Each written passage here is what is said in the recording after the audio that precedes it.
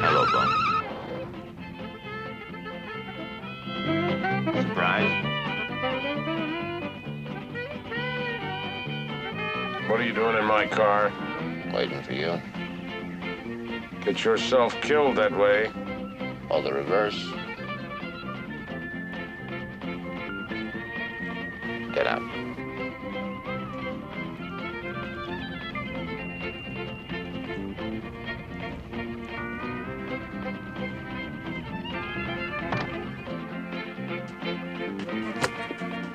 Over there.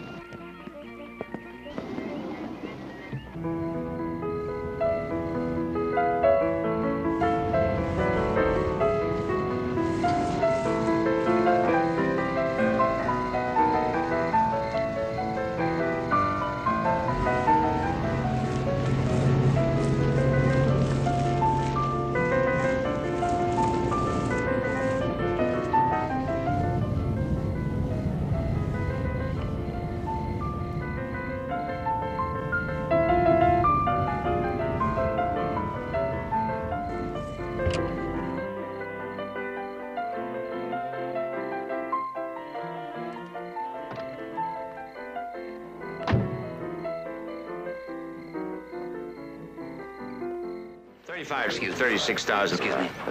Per unit, of course. Something you want? Well, I didn't mean to interrupt like this and barge in, but I'm looking for Mrs. Williamson. I'm Mrs. Williamson. Mrs. Bo Williamson? That's right.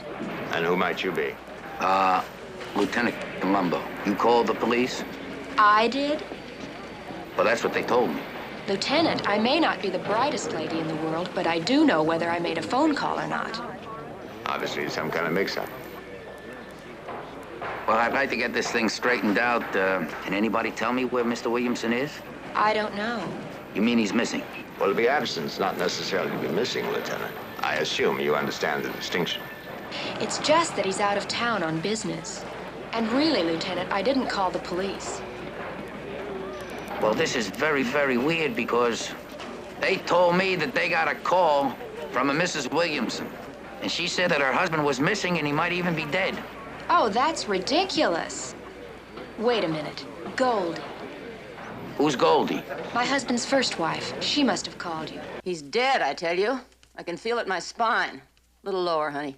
Ouch, that's it.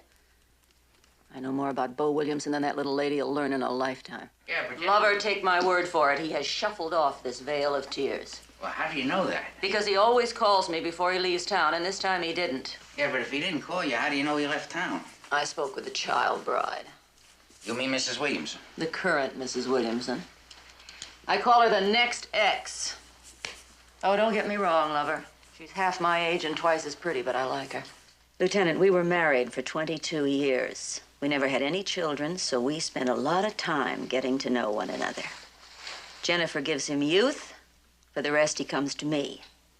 Now, even if he leaves town for just a few days, he always lets me know, every time. Yeah? It's for you. Oh. Thank you very much. Hello? Yes? Oh. All right, I'll be right down. Thank you. They found Bo Williamson's car. You see, what did I tell you? At the airport. Now, I'm gonna go down and check it out, but it really looks like he left town.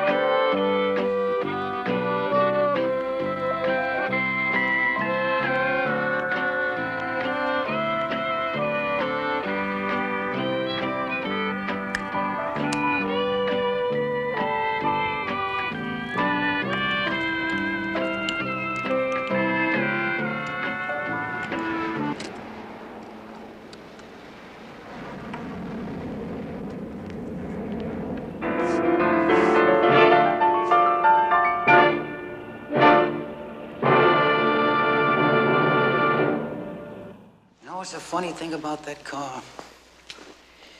Car's got a tape machine in it, and the glove compartment is full of cassettes. Every one of them is country and western music. That's all. And his wife tells me this man doesn't listen to anything else. Nothing unusual about that? No, except the radio dial was set at 52. Classical station. Turned it on, classical music. I see. You want a half a candy bar? No. Anyway, it seems that whoever was driving that car must have been listening to classical music. It's confusing. I'm sure you'll find an answer, Lieutenant. I'm certainly going to try. Anyway, thanks for your time. The lieutenant was looking for you, Mr. Markham. I'm sure he was. I see you have our building records. Yes, sir, but he wanted to take a look. Well, listen, I didn't think you'd mind. No, of course not. I would want to dampen your new interest in architecture. There it is. Guess what? File D3. What do you mean? Let's dig it up. What? Oh, now, come on. You know you want to. I don't know what you're talking about. Oh, it's such a marvelous place to hide a body. The crew comes in, digs a hole sits there overnight. If I were a murderer, hypothetically speaking, of course, it'd be made to order. Just drive up, dump the body. The next morning, crew comes in, fills the hole with concrete. Neat, clean, foolproof. Well, now, wait a minute. If you were a murderer, hypothetically, like you said, you're not going to tell this to the police. Well, why not? You'll be able to dig it up. Besides, how do you know I'm not a victim of my own bravado?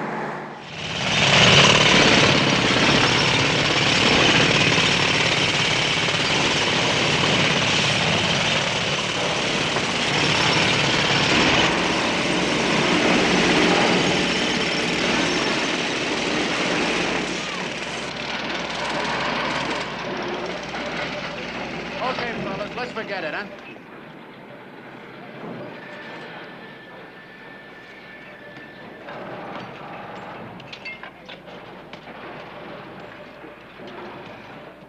Nothing here, Mr. Markham. Not even a button.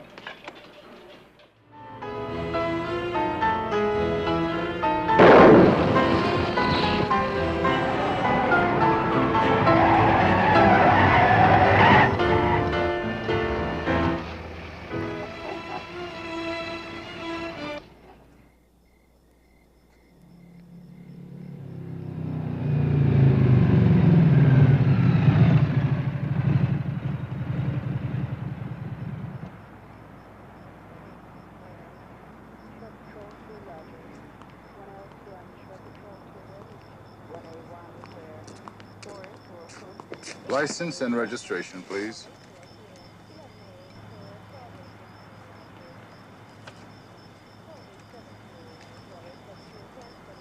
That was real nice, sir. What? That was a real nice piece of driving you did back there. The way you handled it, the way you pulled it over. Oh, thank you. Left front. Could have been hairy. Yeah, that could have been. That's, well, there's no real harm done. Thank you for stopping. I appreciate that. Open up. What? The trunk. You might as well get your keys and I'll help you out with a spare.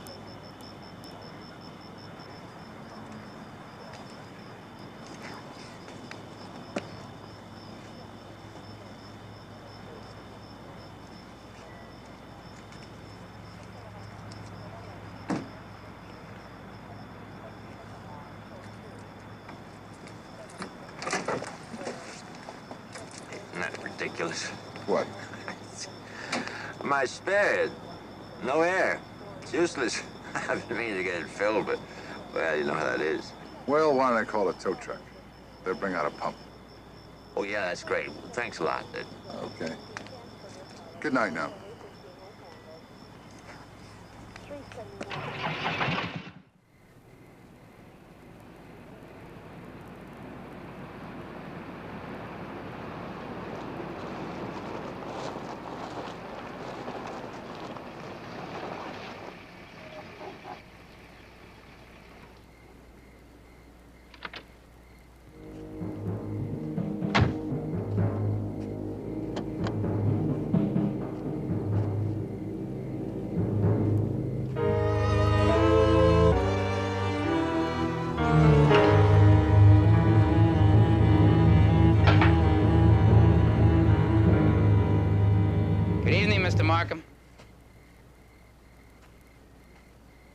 Bo Williamson?